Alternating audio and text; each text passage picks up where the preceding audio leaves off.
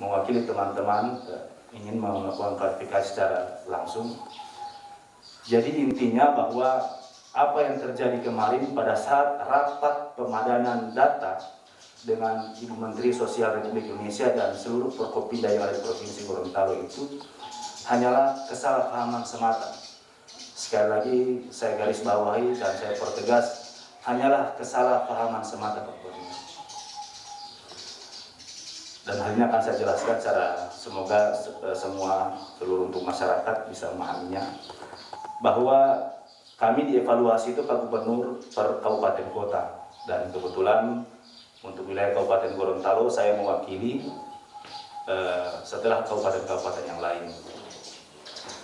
Di dalam dulu kejadian tersebut ada data yang Ibu Menteri terima waktu beliau melakukan kunjungan banjir di wilayah Kabupaten Gorontalo, Pak Gubernur.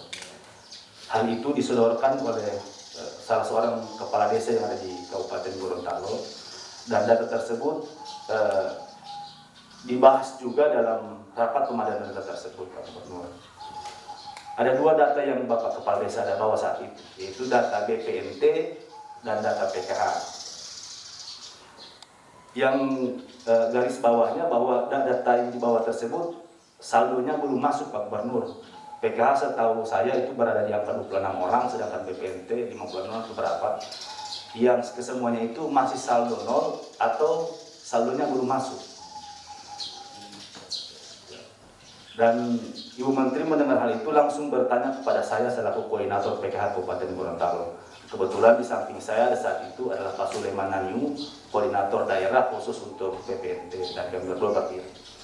Ibu Risma bertanya kepada saya, Ibu Menteri bertanya kepada saya, kenapa bantuannya belum masuk?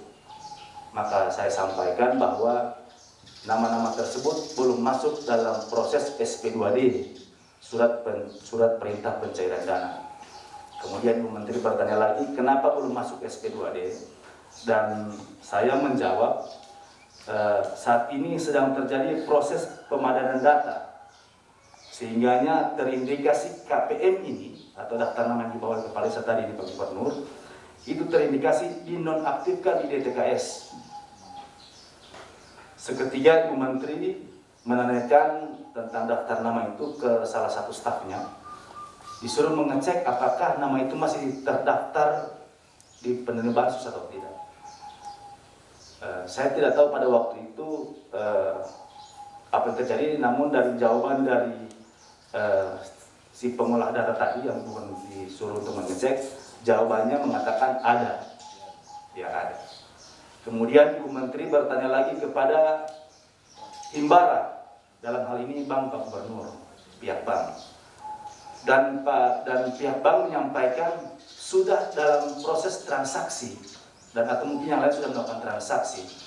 Mendengar hal itu, Ibu Menteri langsung pergi ke arah saya.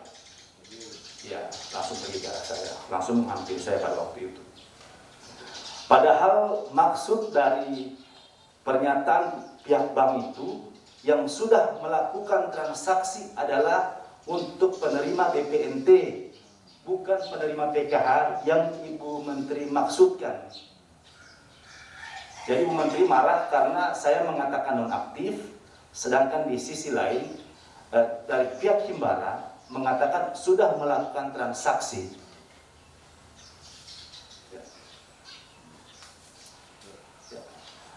Namun setelah kejadian itu Pak Gubernur, beberapa saat kemudian setelah Ibu Menteri membuka Zoom pada waktu itu, Ibu Menteri balik ke ruangan dan bertanya kepada saya, dan saat itu juga Pak Gubernur, saya mengklarifikasi apa yang saya sampaikan di awal tadi.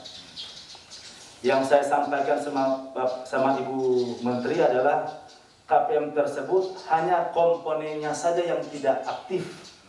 Kalau nama pengurusnya ini masih aktif di PKH. Kalaupun dicek saat ini di aplikasi PKH kita, daftar nama itu masih ada. Hanya saja komponennya itu yang non-aktif.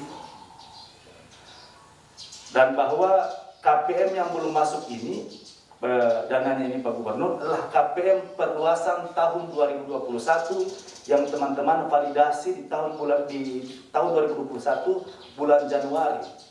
Dan keaktifannya itu dimulai di bulan Juni atau Juli berkisar itu Pak Gubernur.